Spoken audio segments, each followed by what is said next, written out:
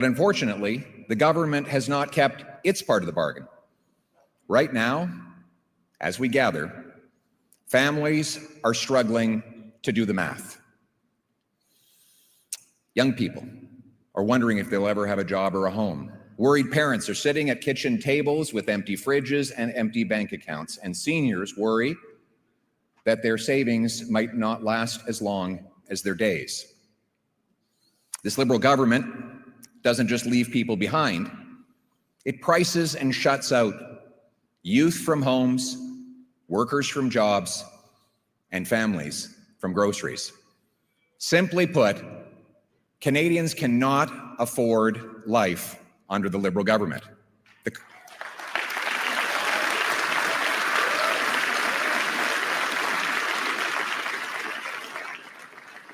The government is literally the biggest item in a family budget today. It takes up more money than food, clothing, and shelter combined. The cost of government is driving up the cost of living. Taxes and record money-printing deficits are inflating everything. And it's no coincidence, therefore, that as the Liberal government doubled the debt, housing costs and food bank lineups doubled at the very same time. Now, they promised that all these deficits were going to lead to investments. You know, it's kind of like the old magicians who said that they could turn lead into gold. But those deficits never became investments. In fact, Canada has had the worst investment and the worst growth in the G7 over the last 10 years. Amazingly, Canadian citizens, this is an incredible fact, Canadian citizens now open more businesses in the United States of America than they do in their home country. That's elbows out.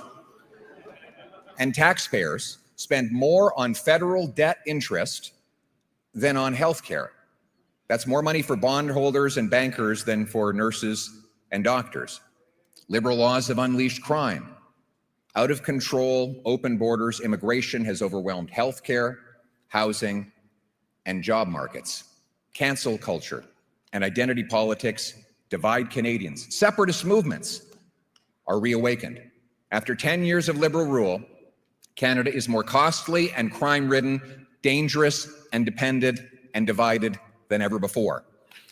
Now, Mr. Carney, he promised to change all that. But here we are a year later. You know, what's changed? Sure, the words have changed, the style has changed, but what's changed in your life, really? Well, let's go down the list. The illusion, Mr. Carney said he would spend less. He's spending $90 billion more, and he doubled the deficit that he inherited. The illusion, Mr. Carney said, a country that cannot feed itself has few options. Well, food inflation has doubled under his watch, and it's the worst in the G7. Groceries will cost the average family an almost unimaginable $17,600 this year. That's after-tax money. The illusion, build, baby, build. The reality has been block, baby, block. He hasn't got rid of a single anti-development law or bureaucracy. The No New Pipelines law, still here. And by the way, speaking of pipelines, how many of them are approved? Zero. Il y a 10 ans, avant l'arrivée des libéraux, le contrat social, le deal, c'était qu'en travaillant fort, on pouvait gagner une bonne vie, un bon salaire pour s'acheter une belle maison et fonder une famille. Mais aujourd'hui, vivre au Canada coûte plus cher et M. Carney a promis qu'il serait jugé par l'épicerie.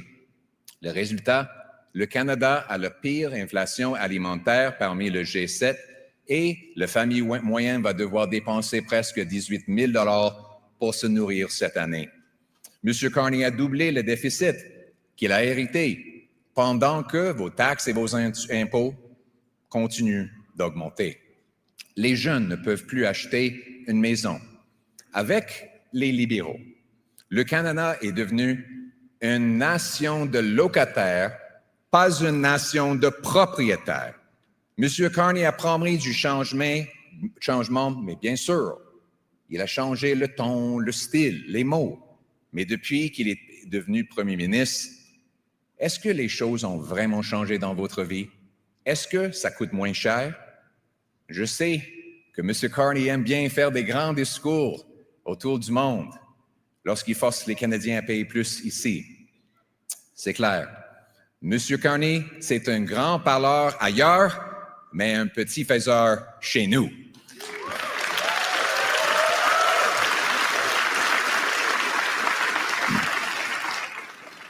So I got a funny paradox for you. I got a bit of a funny paradox for you. He imposes taxes and red tape on home building, resource development, and businesses. Then he creates new bureaucracies to subsidize home building, resource development, and businesses. He taxes food production, and then he creates new programs for food subsidies. In every case, he blocks and taxes a thing, and then subsidizes that same thing. As President Reagan says, if a liberal sees something that moves, he taxes it. If it keeps moving, he regulates it. And when it stops moving, he subsidizes it. But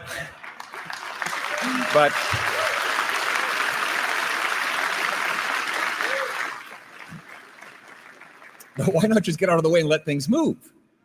Well, because then there'd be no role for him. No photo op, no power. If everyone could just get up and do great things without him, he would be less relevant. The government would be less important. This way, you have to give him your money and then come ask for some of it back. And he can claim that he's building the thing that he's blocking. The cost of the benefit is seen in the form of his photo ops and political power, but the cost is paid by the homeowner who can't build a home, the carpenter who never gets a job building it, and the family that never gets to move in, or the entrepreneur who never launches the business, or the senior who, because of all these extra costs, has to choose between eating and heating. These costs are so often unseen. And even more often, so too are the people paying them. But my message to those people who have felt unseen for too long, who are carrying the country on their back and feel underappreciated and overworked, conservatives see you, and conservatives will fight for you.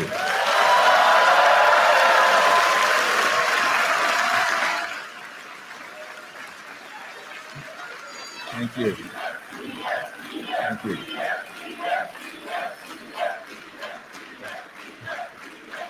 Thank you.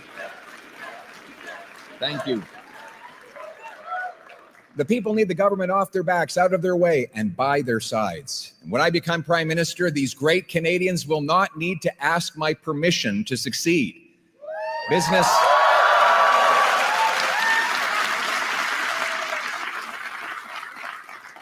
will get ahead by having the best product, not the best lobbyist, by pleasing customers, not pleasing politicians. I love you too. Thank you.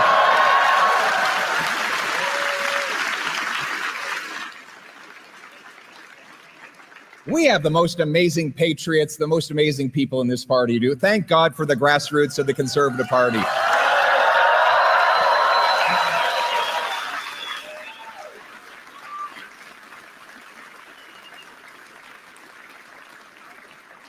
And the great people of our country are, as I go around and I meet the people of this country, and I spend half my time doing that and half my time on Parliament Hill, it's become very clear to me that the common people, not the ordinary people, the extraordinary people, they have all the wisdom and the virtue to make their own decisions and run their own lives. They don't need to be bossed around by government.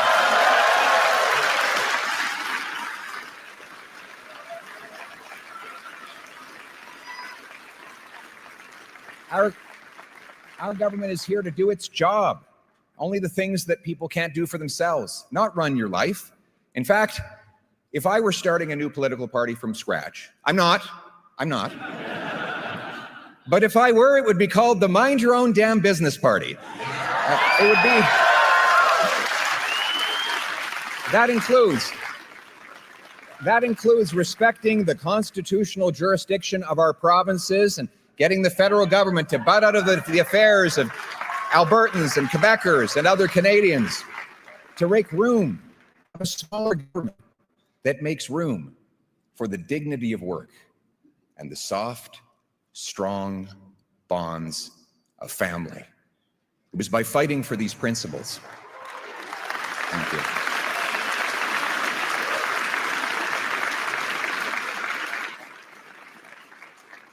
It was by fighting for these principles and giving hope to the common people that we won the most votes in our party's history, 2.5 million more votes and 25 more seats, often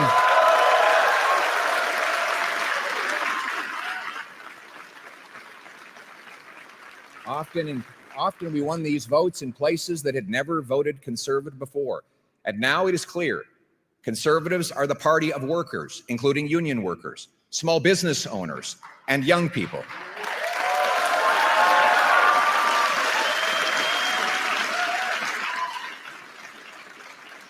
Have you seen the youth delegation at this convention? It is amazing.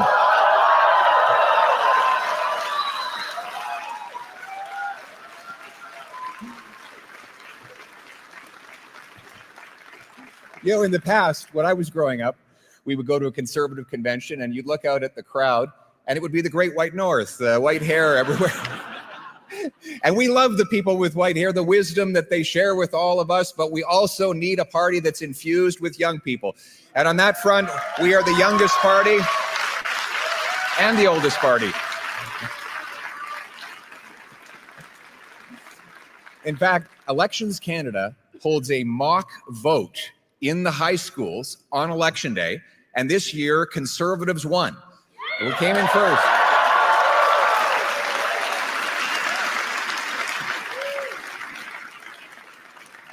So congratulations, parents. The kids are all right. Now, and you know, every year, 1/3 of those high school kids, roughly, becomes eligible to vote for real. So we got to make sure we get them out to vote by continuing to inspire them every day and in every way. And that means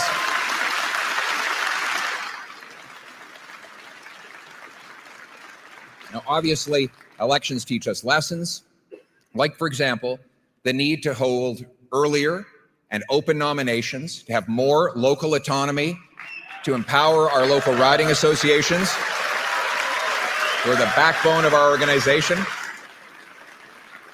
And for that, I want to thank all of you in this room who have provided such valuable input in the lead up to and throughout this convention. You are the ones whose ears and whose feet are on the ground and have the best intelligence to bring us. And you have told us many things, but one of the most important lessons I have gained from listening to you throughout this convention is that you told us to ignore the voices who keep telling us to abandon our conservative principles. We will remain true to our principles.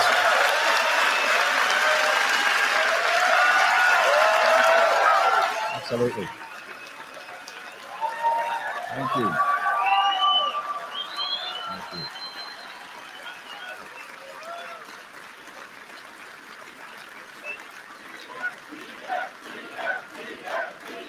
Thank you.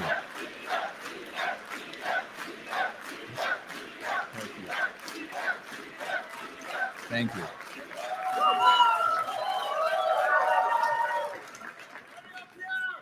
Thank you very much. You know, on the issue of the principles that we hold, we won the debate in the last election on every single one of the big issues. On carbon taxes, inflation, housing, resources, crime, drugs, and soon we will be proven right once again on the wasteful and insane liberal gun grab.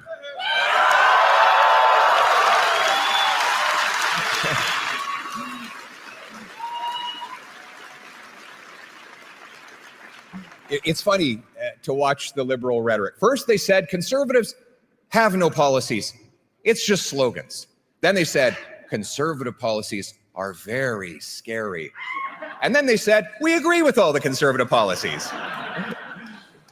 The best part of being conservatives is that eventually everyone admits that we were right all along.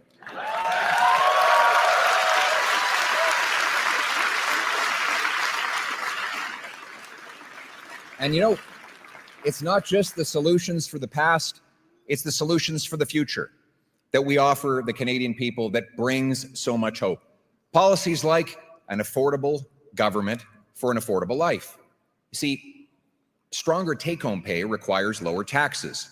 A strong dollar that buys more requires we end inflationary deficits.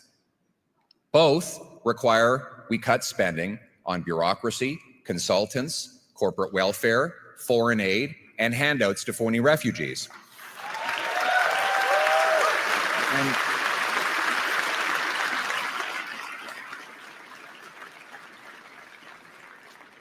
speaking of affordability, everything should be dirt cheap in Canada because we have the most dirt in which to build homes, grow food, and dig resources, right? Think about it. The treasures in our soil, mixed with the hands of our genius engineers and trades workers, can and will supply an abundant, affordable, autonomous future to our country.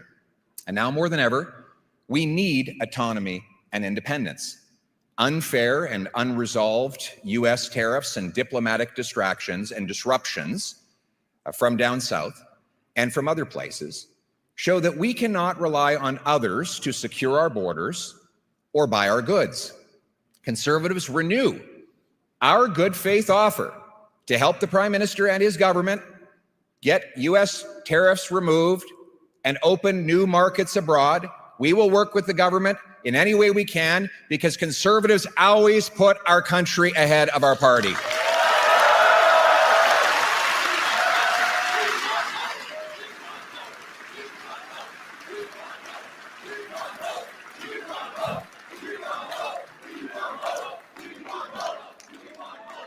In this dangerous and uncertain world, Canadians must stand united so we can stand on our own 2 feet. United and strong, Canadians will bow before no nation anywhere on earth.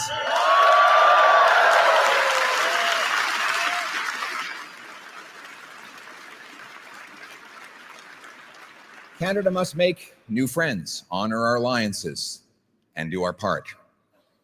On resources, trade, diplomacy, foreign aid, and everything else, though, it's clear we must prioritize our own national interest above all else. And here's the good news. The good news is that the same conservative policies that will make life affordable will make Canada more self-reliant. We will do it by starting with the Canadian Sovereignty Act. This is a law that will put us back in charge of our lives. It'll bring home the $500 billion of investment that has fled south by ending capital gains tax on reinvestment in Canada.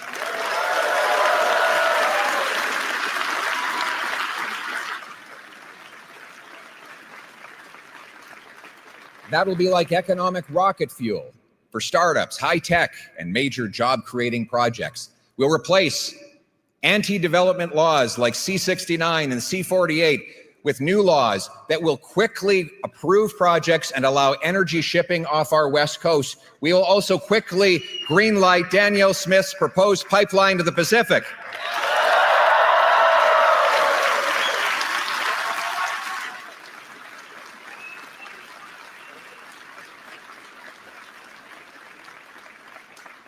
Let me just put this into context. That pipeline would move 1 million barrels a day and $30 billion a year. That would be the single biggest increase to overseas exports in Canadian history.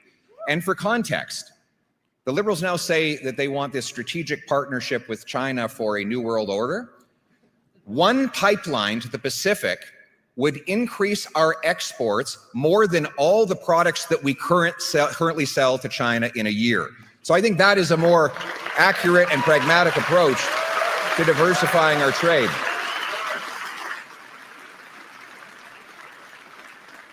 We will end the industrial carbon tax so that we can produce more steel, aluminum, and other things that it takes to grow food and build homes.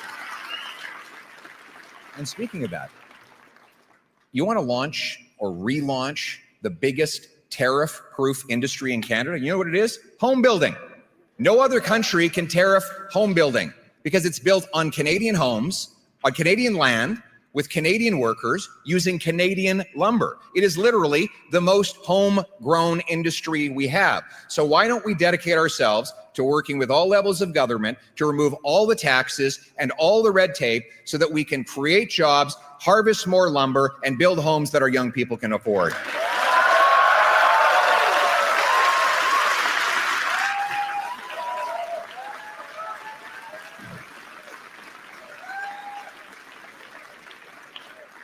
We'll create free trade bonuses for our provinces to open up markets to the rest of Canada. We'll bring incentives and rules to ensure that we keep our Canadian technologies in Canadian hands on Canadian soil. We'll move from the second slowest building permits in the developed world to the fastest building permits anywhere in the developed world. You know, people ask, it seems so complicated. How is it that we get things built? There's actually a very simple checklist that you need to build resource projects. One, you need the resources. Check. Two, you need the workers. Check. We've got 100,000 unemployed construction workers available to start any day. Third, you need the investment. Check. We've got massive pension funds that are literally investing hundreds of billions of our savings in other countries where they can get things built. So the fourth thing is the only thing missing. It's the federal government permits. They are among the slowest in the world. We need to check mark this box so that we can get the federal government out of the way, get the permits so we can get shovels in ground, and that's what we will do.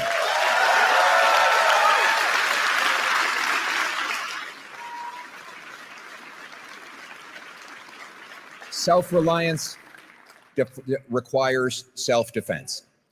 We must be a nation that protects our seas, skies, and soil without depending on the US or anyone else to do it for us. And that's what our Conservatives believe. It's time to cut the back office bureaucracy and the botched purchases so that massive increases in defense spending actually hit the front line and support our soldiers, sailors, aircrew, and veterans. We will reassert Arctic sovereignty in this great conservative tradition of Harper and Diefenbaker. We will take back control of our north and ensure no foreign powers ever threaten our territory.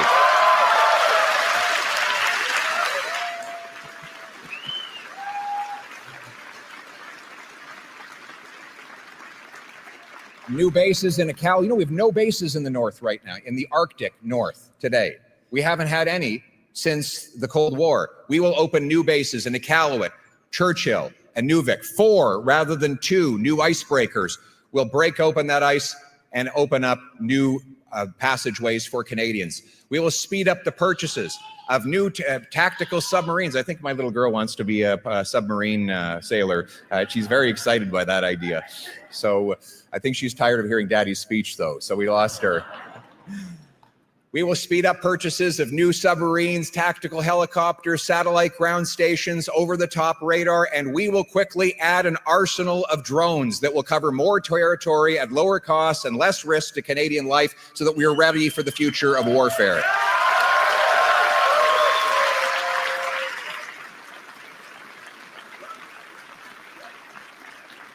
And we will expand recruitment and also performance by promoting and hiring based on merit and not political correctness.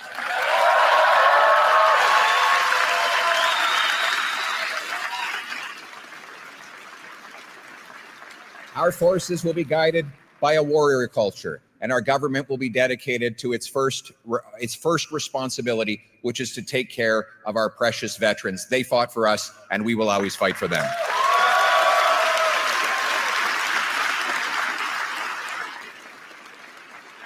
On doit diversifier nos marchés et renforcer nos alliances avec nos partenaires de l'OTAN. On doit combattre les tarifs américains et faire ce qu'on peut pour avoir une entente sans tarifs avec les États-Unis. Et oui, les conservateurs sont prêts à travailler avec M. Carney et son gouvernement pour trouver des nouveaux marchés et pour éliminer les tarifs américains. Mais on ne peut plus dépendre les autres. C'est pour ça que je propose la loi sur la souveraineté qui va nous permettre d'exploiter nos ressources naturelles, de ramener la production ici au Canada avec des emplois payants et un dollar et un pouvoir d'achat plus fort pour qu'on puisse être vraiment, véritablement et finalement maître chez nous. Thank you.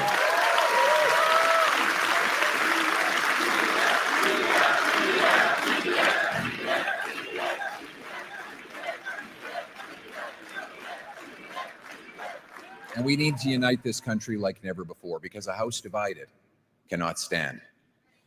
You know, here we go again. Liberals are in power, and just as night follows day, separatist movements are in resurgence back in Quebec and here in Alberta. These movements, which had been dormant or even dead when Prime Minister Harper left office. Now, we can simply attack people who feel this way, or we can ask them why. Why in Alberta and Quebec? Why, particularly among young people in those provinces, have so many lost hope in Confederation? Well, here's a few hints. For the last 10 years, Ottawa has told our young people that our history is filled with shame and horror, that we are a post-national country with no core identity, and that our youth will never own homes. But other than that, they should feel great about being united in Canada.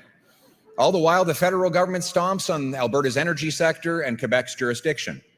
Now, our message to those youth and to all of the people in Alberta and Quebec who are losing hope in our country: you will again have a country that respects your autonomy, is proud of your industries, unites us around our common identity and history, a country that will afford you the hopeful future that you have earned.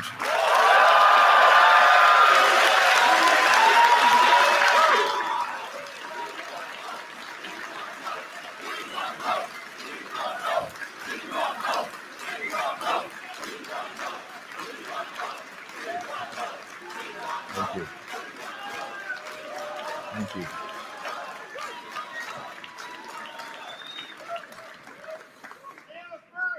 You know, it's incredible that when there's never been a referendum crisis or a national unity crisis when Conservatives have been in power. It's an interesting coincidence, isn't it? Quand les libéraux sont au pouvoir, par contre, ça profite toujours aux souverainistes qui avaient disparu pendant les années Harper. Quand les conservateurs sont au pouvoir, l'autonomie du Québec est respectée et la contribution de l'Alberta est reconnue. Et notre pays est fier, uni, abordable et rempli d'espoir. Le problème, c'est que depuis 10 ans, les libéraux ont dit effectivement deux choses aux jeunes Québécois et jeunes Albertains: que le Canada est un État post-national, sans identité, avec une histoire supposément honteuse, et que les jeunes, vous autres, vous n'allez jamais avoir une maison. Donc, on dit à nos jeunes: vous n'avez pas d'identité et pas de maison, mais soyons fiers d'être Canadiens. On peut imaginer pourquoi nos jeunes commencent à perdre l'espoir. Donc, ce soir, j'ai un message pour les jeunes Québécois. Le nationalisme québécois fait partie du patriotisme canadien. Le Canada sera fier de son histoire et de son identité. Vous allez redevenir fiers de notre pays et le Canada va vous permettre de réaliser vos ambitions, vos rêves et votre avenir au sein d'un Canada uni.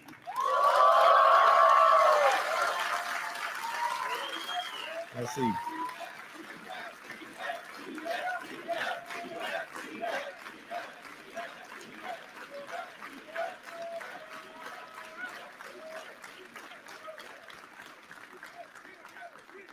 And we will celebrate.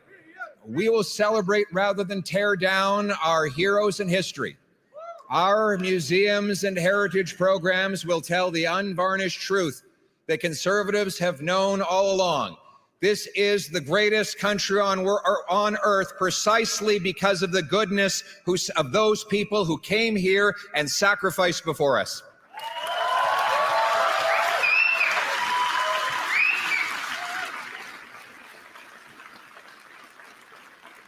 As the great Nova Scotian Joseph Howe said, a wise nation preserves its records, gathers up its monuments, decorates the tombs of its illustrious dead, repairs its great public structures, and fosters national pride and love of country by perpetual reference to the sacrifices and glories of the past. Uniting around our common history will heal the divisions. We want a nation where all of us are equal, a nation that is colorblind, We want a nation with no more hyphens, no more group labels. We are all Canadians, Canadians in our heart, Canadians in every single way.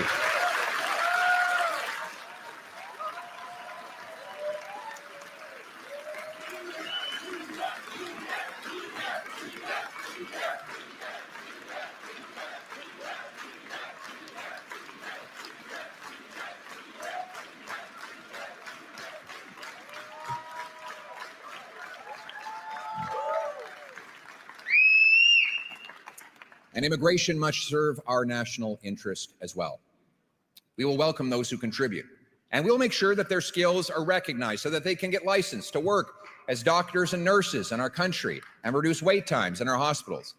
At the same time, we must cap immigration at numbers we can integrate into our jobs, housing, healthcare, and Canadian way of life.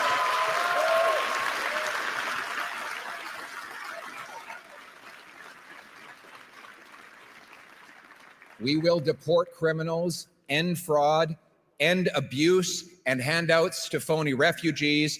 We will no longer allow foreign conflicts to spill onto our streets.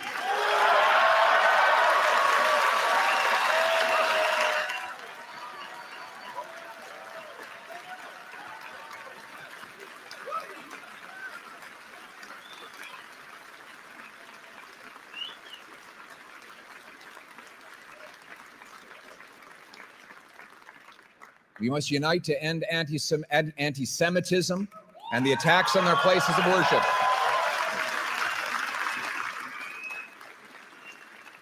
And stand with our Jewish friends and neighbors who are under attack like never before. We want Jews to feel comfortable and safe. They should be able to wear the Star of David, put up the mezuzah, and wear a kippah everywhere and be proudly Jewish all around.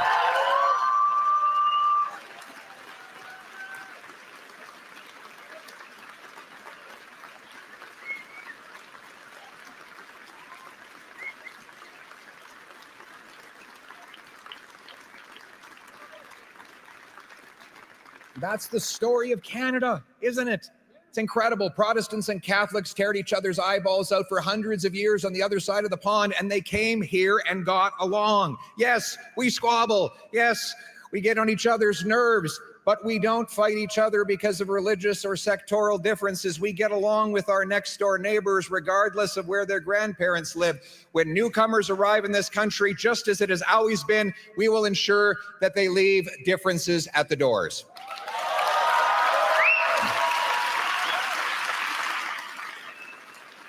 Et on va laisser les problèmes d'ailleurs à la porte. We must restore security at home. Crime has gotten so bad in this country that in Toronto, the police tell people to leave their keys at the door so that thieves can more safely steal their car in the middle of the night. In Brampton, people are literally being told that because there is an extortion wave on their particular street, they should move into their basements to minimize the chance of being hit by a stray bullet. In Canada, it's not just stats, it's human tragedies. In 2024, a violent repeat offender released by liberal laws murdered a wonderful piano teacher, Esty Jones.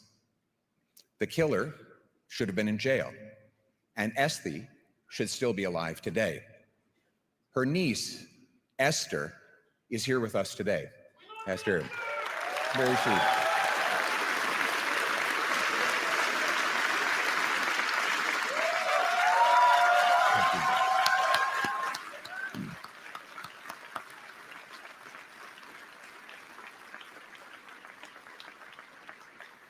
She decided to turn this terrible strategy into action, this terrible tragedy into real change.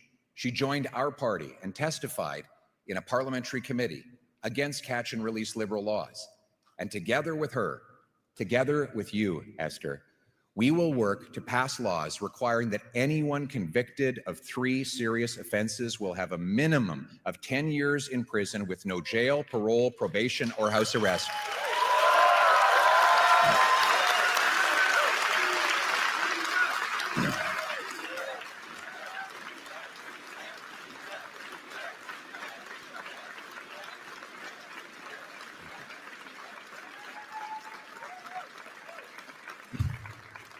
The tiny group of criminals, the career criminals, will stay behind bars so that no one ever faces a tragedy like Esther's family. And I can tell you, Esther, that your wonderful aunt will have an incredible legacy because her story will inspire us to take the action that will save so many other lives. Thank you, and God bless your beautiful family.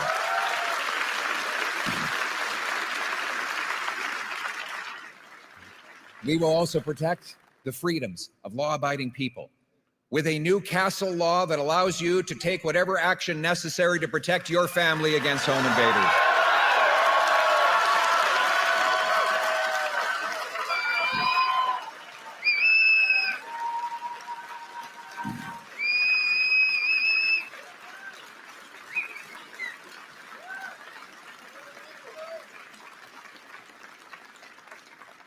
We will do so also by protecting the rights of law-abiding firearms owners, stopping the liberal gun grab,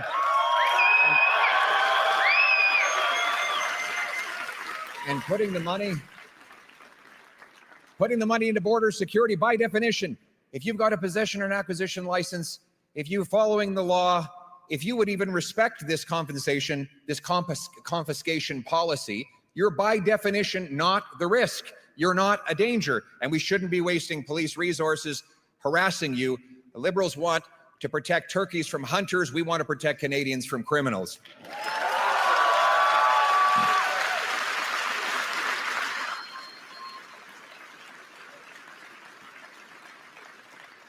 And we will protect your religious freedom. We will stop the Liberals from censoring politically incorrect Bible verses. You will have the ability to worship God in your own way.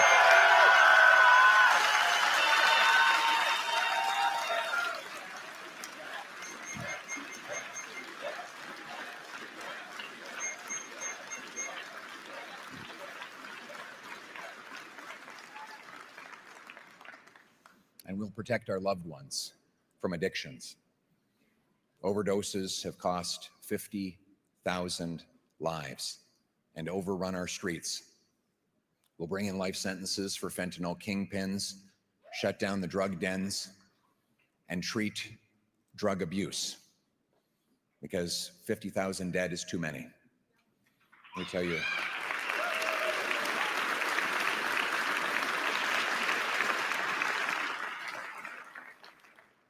After years of intense struggle with drugs, Kirk was determined to take his life. While driving on the Sea to Sky Highway, he took off his seatbelt and he drove full speed into a rock wall. But God was not finished with him yet. Kirk survived. And he later said, at that moment, I decided I was going to change my life. Kirk entered recovery, counseling, group therapy, exercise, and yes, faith. It was hard, but it saved his life.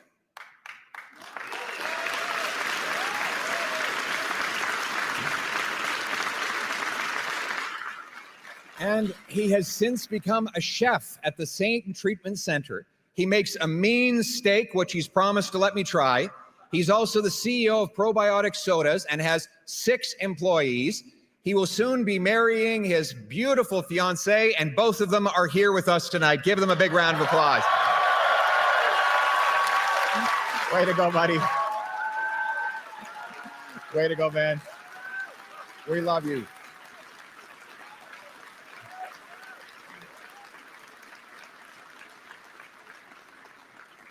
You know, when I go to these treatment facilities, I love to go and meet with mostly the young men who are in those places, turning their lives around.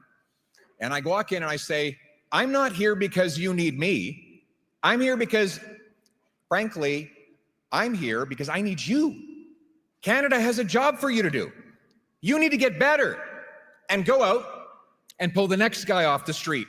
And he's going to come in and get better, and he'll go back out and pull the next guy off the street. And we're going to keep doing that again and again till every last one of our brothers and sisters is back on their feet. So hang on, have hope. Help is on the way. Hope.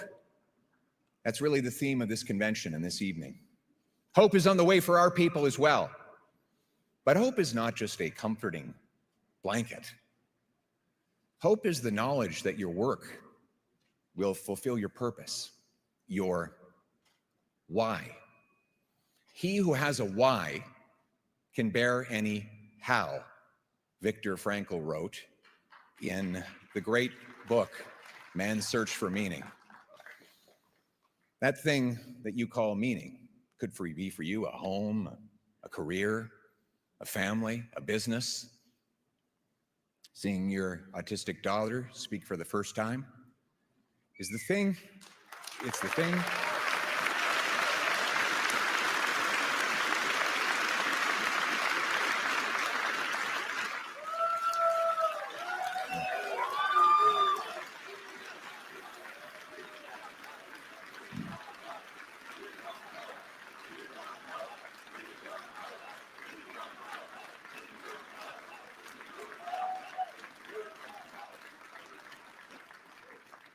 That meaning is the thing that keeps people fighting on through hardship. People ask me, why? I keep going. You know, the slings and arrows, they're the easy part. Constantly being away from family, that's the harder part. You know, my little boy, Cruz, he cut out and colored a little paper Spider-Man and gave it for me to take on the road to stop bad guys.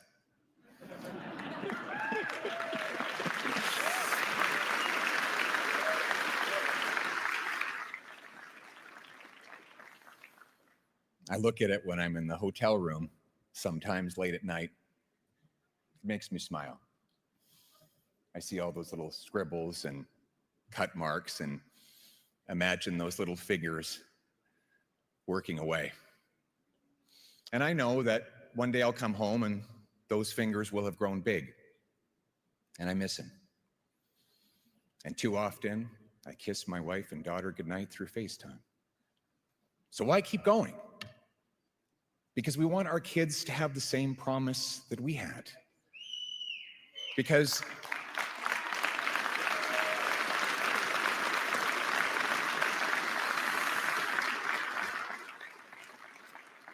we want them to know that when you care about something, you work for it. When you believe in something, you fight for it.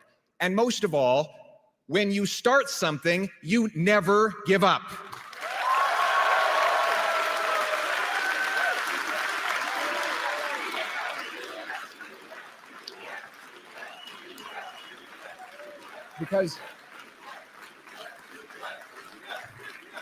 Because the unsung heroes who built and protect this country, who have it infinitely harder than I do, they never give up. So I have no right to give up. Because all of you who pound signs on frozen ground, knock doors on dark nights, and sacrifice warm family dinners for cold campaign pizza, you never give up, so I'll never give up.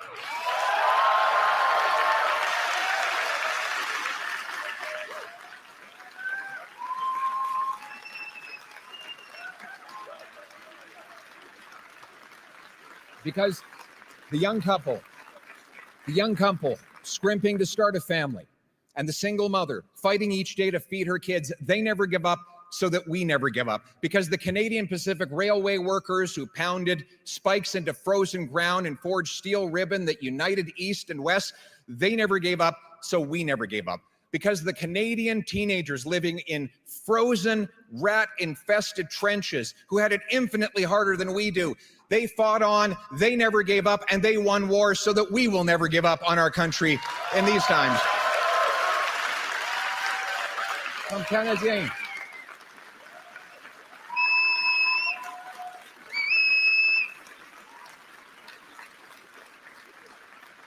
Comme Canadiens, on ne lâche pas. Parce que ça vaut la peine de se battre pour notre pays, son peuple et sa promesse.